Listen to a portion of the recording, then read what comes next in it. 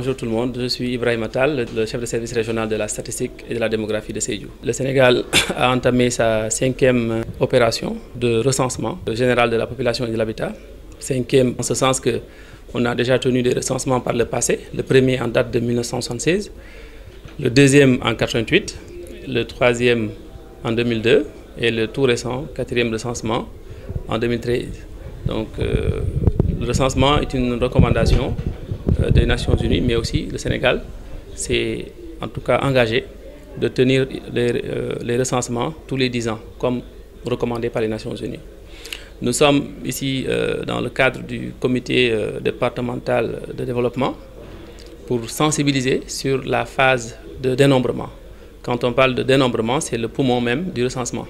Il y a plusieurs étapes antérieures qui constituent en fait des phases de préparation du recensement, mais le dénombrement est la phase finale, la phase ultime du recensement, d'où son importance. Et c'est pour cela qu'on est venu vraiment pour sensibiliser les autorités locales, mais également les porteurs de décision, les porteurs de voix, pour essayer vraiment de s'approprier de cette opération phare, qui est en tout cas une opération de souveraineté de notre pays. Le dénombrement en tant que tel est prévu durant le mois de juin. Donc durant le mois de juin, de façon synchronisée sur tout l'ensemble du territoire national, et sur une période d'1 mois, les agents recenseurs seront déployés dans les quartiers, dans les villages, pour essayer de recenser, de prendre des informations auprès des ménages. Pour le département de Goudomp, les superviseurs ont été choisis sur la base de leur expérience. D'abord, ce sont des chefs de service ou bien des agents techniques dans les services. Donc les superviseurs sont choisis, eux, ils ne déposent pas, et ils sont nommés par arrêté préfectoral. Actuellement, ils sont en formation à Sédhiou. Dans le département de Goudomp, il y en a eu 10. Compte tenu de son poids démographique, quand même, Goudomp compte plus de communes que les autres départements de la région. Donc c'est pour cela, en conséquence, il y a 10 superviseurs. Les agents recenseurs ont été déjà recrutés par commission départementale, présidée par monsieur le préfet.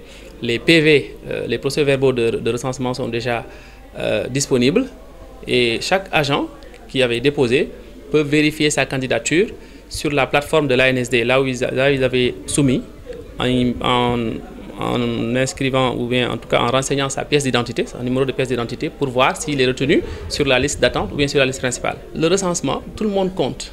La cible, c'est toute personne vivant sur le territoire national. Et même au-delà même, parce qu'on dénombre même le cheptel, on dénombre même les activités agricoles. On dénombre les activités, disons, d'élevage, pas exactement le cheptel, mais les activités d'élevage et aussi les activités agricoles. Donc les activités de façon générale sont aussi recensées. Donc toutes personnes vivant sur le territoire national sont recensées, il n'y a pas de limite d'âge. Tout le monde compte. L'utilité du recensement, si on en parle, l'anecdote qu'on peut donner, c'est qu'un père de famille qui se lève chez lui le matin et qui part travailler, avant de laisser la dépense, il doit savoir combien on dormit dans la maison. S'il y avait des étrangers là-bas, qu'ils prennent en compte ces étrangers afin de pouvoir donner la dépense, s'il faut faire 2 kilos, 3 kilos de riz ou autre. C'est une sorte de planification au niveau cellulaire du ménage. C'est le même principe.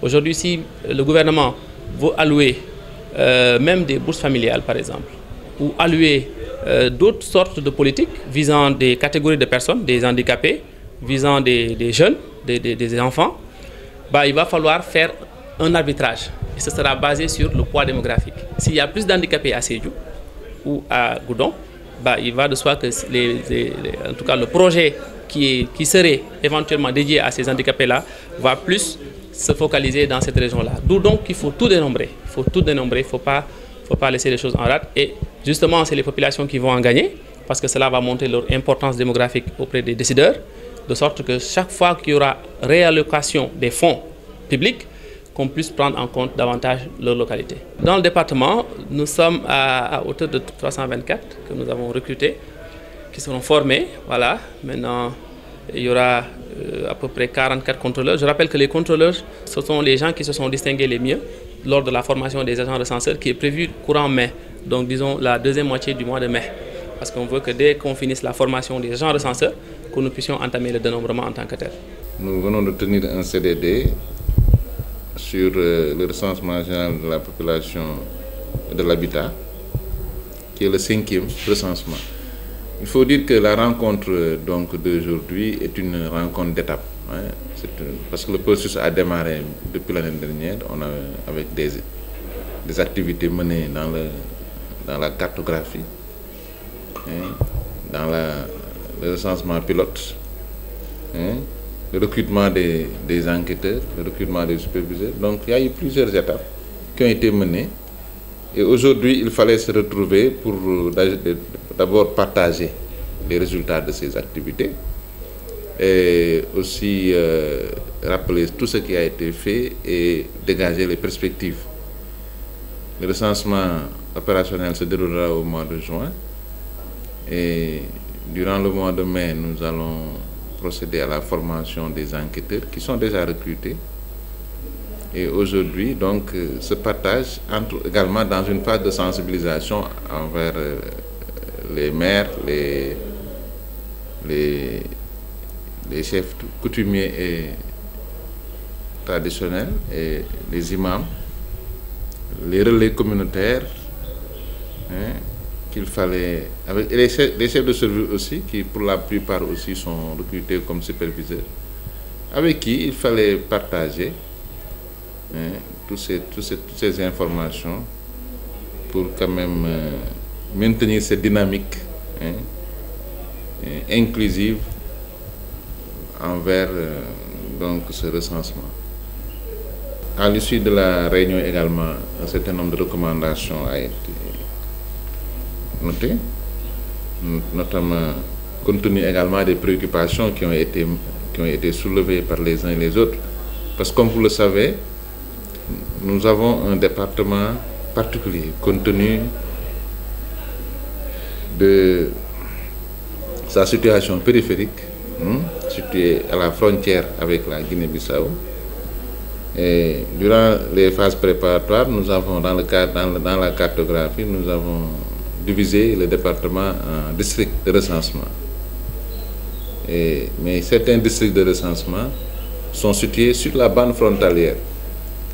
Et dans ces zones, il y a des réalités qui prévalent actuellement, compte tenu du nombre de populations déplacées de part et d'autre de la frontière avec la Guinée-Bissau, donc créant une situation sur laquelle il va falloir tenir compte. Parce qu'il y a la notion de résidence, mais les populations sont très mobiles de part et d'autre de la frontière. Et on a des Sénégalais qui sont établis en Guinée aussi, du fait de la crise. Donc nous sommes en période post-crise aussi, ce qui fait que tous ces facteurs ont entraîné des conséquences dont il va falloir tenir compte. Et ça fait partie des préoccupations qui ont été soulevées. L'autre aspect également, c'est impliquer les radios communautaires, nous l'avons dit, dans le cadre de la sensibilisation, pour que la population dans son entièreté puisse être bien sensibilisée, bien informée et bien préparée à recevoir les équipes de recenseurs. Et dans ce sens-là également, les chefs de village seront au premier plan. En tant que dernier maillon de la chaîne administrative, les chefs de village ont un rôle important à jouer pour quand même faciliter cette phase opérationnelle du recensement.